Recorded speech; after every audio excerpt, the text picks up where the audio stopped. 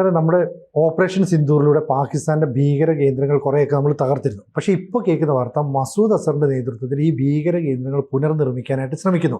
അതിനായിട്ട് fund collect ചെയ്യുന്ന ഒരു പ്രവൃത്തിയിലേക്ക് പോകുന്നു എന്ന് പറയുന്നല്ലോ. അതിനേക്കാളൊക്കെ ഭീകരം ഇത് എത്ര ക്യാമ്പാണെന്നുള്ളതാണ്. പുതിയതായിട്ട് ഈ ജെയ്ഷെ മുഹമ്മദിന്റെ സ്ഥാപകനും നേതാവുമായിട്ടുള്ള മസൂദ് അസർ 313 പുതിയ ഈ ഭീകര ക്യാമ്പുകൾ പണിയുന്നു. ഞെട്ടിക്കുന്ന കണക്കല്ലേ സാർ? 313 ക്യാമ്പുകൾക്ക് വേണ്ടി 3.91 ബില്യൺ പാകിസ്ഥാൻ രൂപ ആവശ്യപ്പെട്ടുകൊണ്ട്, എന്ന് പറഞ്ഞാൽ ഈ ക്രൗഡ് ഫണ്ടിങ് എന്നൊക്കെ പറയാം, നിങ്ങൾ സംഭാവന നൽകണം എന്നൊക്കെ പറഞ്ഞിട്ട് സാമൂഹിക മാധ്യമങ്ങളിലൊക്കെ പോസ്റ്റ് ഉണ്ട് മസൂദ് അസറിന്റെ. 3.91 ബില്യൺ പാകിസ്ഥാൻ രൂപ എന്ന് പറയുമ്പോൾ നമ്മുടെ കറൻസി വെച്ചിട്ട് 120 കോടി രൂപ ആണ് വരിക. അപ്പൊ ഇതിന്റെ ഒരു പ്രശ്നം എന്താന്ന് വെച്ച് കഴിഞ്ഞാൽ ഓൺലൈൻ ഫണ്ട് ശേഖരണം ആണ് നടത്തിക്കൊണ്ടിരിക്കുന്നത്. ഇപ്പോൾ ഗൾഫിൽ നിന്നാണ് കൂടുതൽ പൈസ വരുന്നത്. അപ്പൊ FATF എന്ന് പറഞ്ഞിട്ടൊരു സംവിധാനം ഉണ്ടല്ലോ, ഫിനാൻഷ്യൽ ആക്ഷൻ ടാസ്ക് ഫോഴ്സ്. ആ ഫിനാൻഷ്യൽ ആക്ഷൻ ടാസ്ക് ഫോഴ്സിൽ കുറെ രാജ്യങ്ങളൊക്കെ അംഗങ്ങളാണ്. അപ്പോൾ ഇന്ത്യയും ഒക്കെ അംഗമാണ്. അപ്പോൾ പാകിസ്ഥാന് ഗ്രേ ലിസ്റ്റിൽ FATF പെടുത്തിയിരുന്നു ഈ ഭീകരത കാരണം, ഇന്ത്യ ആവശ്യപ്പെട്ടിട്ടും ഒക്കെ. അപ്പോൾ FATF-ൽ പെടുത്തി കഴിഞ്ഞാൽ പിന്നെ പല സ്ഥലത്തു നിന്നും സാമ്പത്തിക സഹായമൊന്നും കിട്ടില്ല. അപ്പോൾ ഫിനാൻഷ്യൽ ആക്ഷൻ ടാസ്ക് ഫോഴ്സിൻ്റെ വ്യവസ്ഥകളൊക്കെ ലംഘിച്ചിട്ടാണ് ഈ പാകിസ്ഥാൻ ഭരണകൂടം മസൂദ് അസറിൻ്റെ കൂടെ, ISIയും കൂടെ നിൽക്കുന്നു, പട്ടാളമൊക്കെ കൂടെ നിൽക്കുന്നു ഈ ഫണ്ട് ശേഖരണ പരിപാടിക്ക്. അപ്പോൾ വീണ്ടും ഇന്ത്യക്ക് ഇത് FATF-ൽ അംഗം എന്നുള്ള നിലയ്ക്ക് റേസ് ചെയ്യാവുന്ന ഒരു അവസരം വരികയാണ്. അടുത്ത കാലത്ത് FATF-ൽ നിന്നൊക്കെ ഒഴിവാക്കുകയൊക്കെ ചെയ്തിരുന്നു. 2019-ലൊക്കെ FATF financial action task force, അത് ആഗോള സംവിധാനമാണ്, പാകിസ്ഥാനെ ഗ്രേ ലിസ്റ്റിൽ പെടുത്തിയിരുന്നതാണ്. അപ്പോൾ ഡിജിറ്റൽ പ്ലാറ്റ്ഫോമുകളിൽ, അതായത് മെയ് 7-ാം തീയതി ഇന്ത്യ ഓപ്പറേഷൻ സിന്ദൂർ വഴി ഈ ബഹവൽപൂരിലും മുരീദ് കെയിലുമൊക്കെ ഇവരുടെ ഭീകര കേന്ദ്രങ്ങൾ നശിപ്പിച്ചു. മോസ്കും അങ്ങനത്തെ സംവിധാനങ്ങളും ഒക്കെ ഉണ്ടായിരുന്നു. അപ്പൊ ഇന്ത്യ നശിപ്പിച്ചത് വീണ്ടും പണിയുക, അതുപോലെ പുതിയതും കൂടി പണിയുക. അങ്ങനെയാണ് 313 ക്യാമ്പുകൾ വരുന്നത്.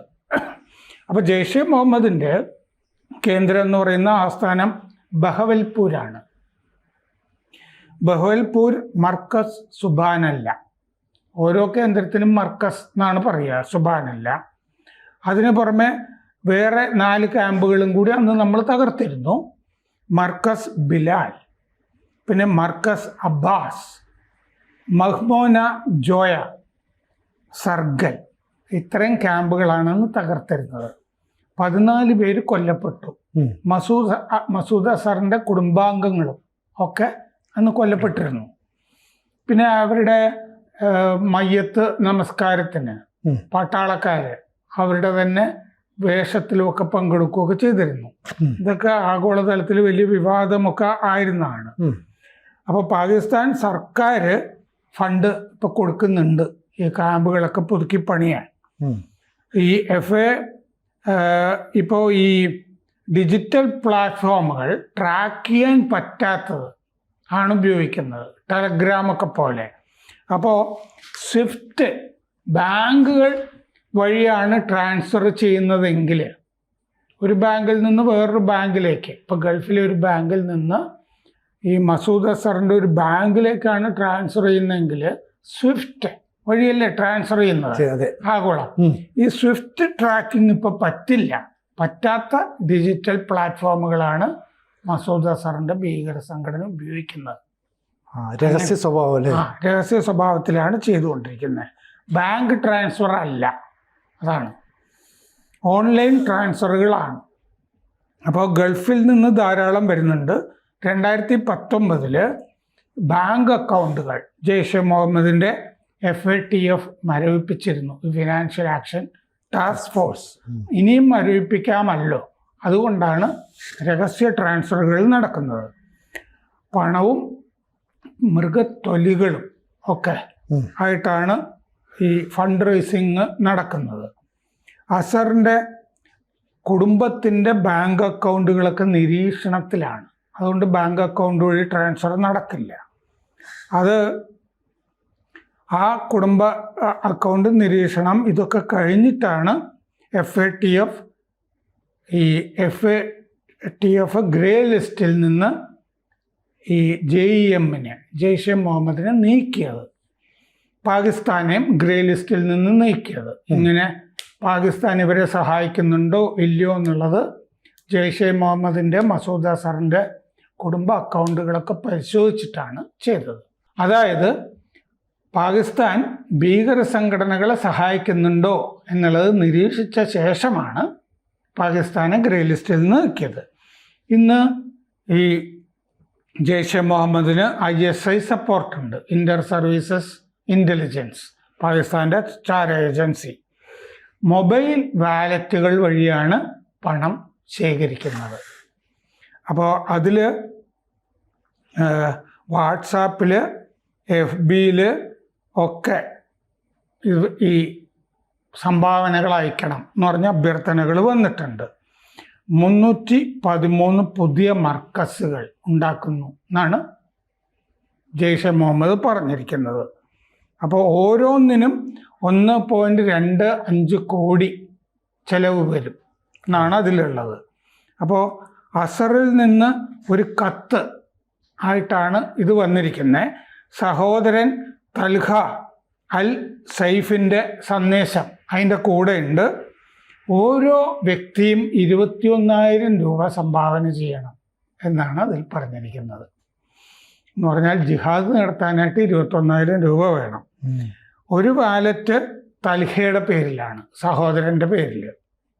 മറ്റൊന്ന്, ഇയാൾ ഹാരിപ്പൂർ കമാൻഡറാണ് തൽഹ, സഹോദരൻ.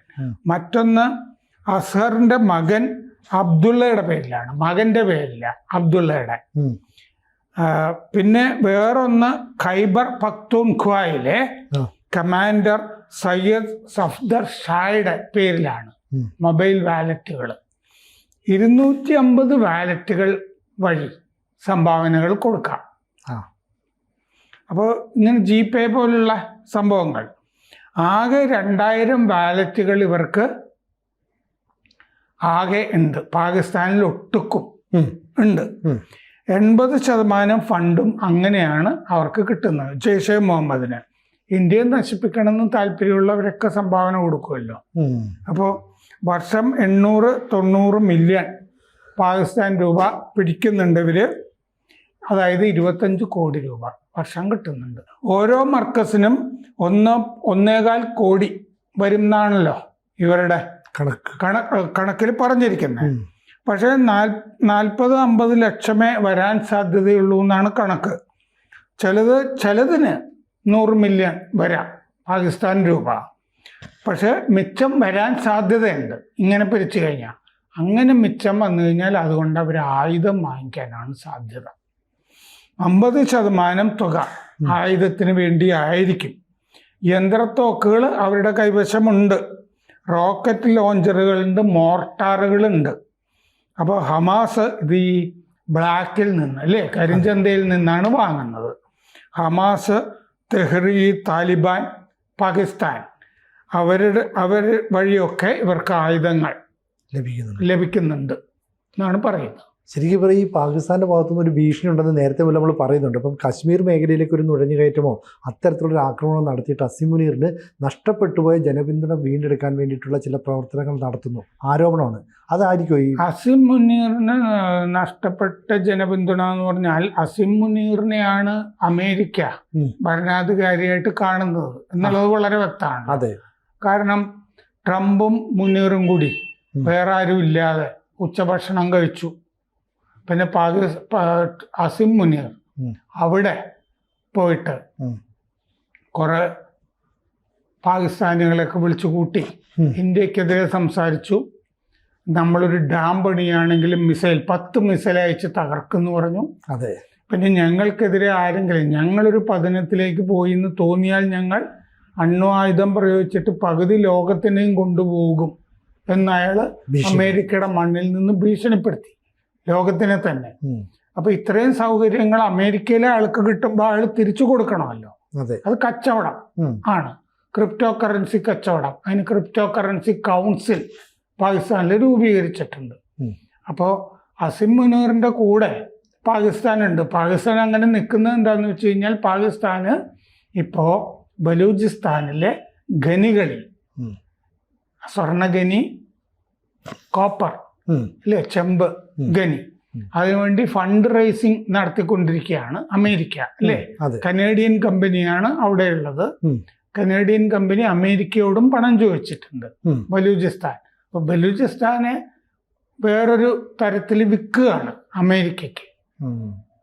അതിന് മുനീറിന്റെ സഹായം വേണമല്ലോ. അപ്പൊ മുനീറും മറ്റേ ട്രംപും തമ്മിൽ വലിയ കച്ചവടം നടന്നുകൊണ്ടിരിക്കുകയാണ്.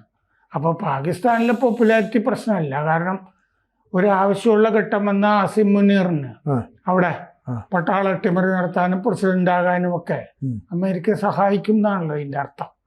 ഇപ്പൊ തന്നെ ഷഹബാസ് ഷെറീഫ് ഒരു പാവയുടെ സ്ഥാനമല്ലേ ഉള്ളൂ, അത്രേ ഉള്ളൂ. ഷഹബാസ് ഷെറീഫിന് മറ്റേ ചൈന അയക്കുന്ന ഒരു മിസൈലിന്റെ പടമല്ലേ ഞങ്ങൾ ഓപ്പറേഷൻ സിന്ദൂറിനെതിരെ അയച്ചു എന്ന് പറഞ്ഞിട്ട് ചിത്രത്തിലാക്കിയിട്ട് കൊടുത്തത്, ഒരു വിരുന്നിൽ വെച്ചിട്ട്. ഇപ്പൊ ഷഹബാസ് ഷെറീഫിന് ജീവിച്ചു പോകണമെന്നുണ്ടെങ്കിൽ അസിം മുനീറിനെ അംഗീകരിച്ച് പോയാലേ പറ്റുള്ളൂ. ആദ്യത്തെ മദ്രസ പ്രോഡക്റ്റാണ് ഈ പട്ടാള മേധാവി ആകുന്നത് പാകിസ്ഥാനിൽ, അവിടുത്തെ തന്നെ. കാരണം പുറത്തൊന്നും പോയി സാൻഹേഴ്സ്റ്റിലോ മിലിറ്ററി അക്കാദമിയിലൊന്നും പഠിച്ച ആളല്ല, അവിടുത്തെ മദ്രസയിൽ. കാരണം അസിം മുനീറിന്റെ ബാപ്പ അവിടെ മദ്രസയുടെ പ്രിൻസിപ്പലായിരുന്നു, മദ്രസ നടത്തിപ്പുകാരനായിരുന്നു. പിന്നെ ഖുറാൻ വിഴുങ്ങിയിരിക്കുന്ന ആളാണ് അസിം മുനീർ. അത് കാണാപ്പാടം പഠിച്ച് പണ്ട് ഗൾഫിലൊക്കെ ആയിരുന്നപ്പോൾ സമ്മാനമൊക്കെ മേടിച്ചിട്ടുണ്ട് ഖുറാൻ ചൊല്ലിയിട്ട്. ഖുറാൻ പാരായണം മത്സരമില്ല അതില്. അപ്പൊ അങ്ങനത്തെ ഒരാളാണ്. അപ്പോൾ പാകിസ്ഥാനിൽ പിന്നെ ഈ കടം മേടിച്ച് ജീവിക്കുന്ന പിച്ചക്കാരെയൊക്കെ ഹജ്ജിനൊക്കെ അയച്ചിട്ട് അല്ലേ, അവിടെ തെണ്ടി ഇനി ആ പരിപാടി പറ്റില്ല എന്ന് സൗദിയൊക്കെ പറഞ്ഞിട്ടുണ്ട്, മിക്കവാറും രാജ്യങ്ങളൊക്കെ പറഞ്ഞിട്ടുണ്ട്. അങ്ങനത്തെ ഒരു രാജ്യം ആണത്. രാജ്യം എന്ന് പേര് പറയാനൊന്നുമില്ല, അവിടുത്തെ ഒരു മാടമ്പി മൊല്ലാക്ക, അത്രയല്ലേ ഉള്ളൂ. കൂടുതൽ വാർത്തകളും വിശേഷങ്ങളും നിങ്ങളിലേക്ക് എത്താൻ ABC മലയാളം സബ്സ്ക്രൈബ് ചെയ്യുക, ബെൽബട്ടനും അമർത്തുക.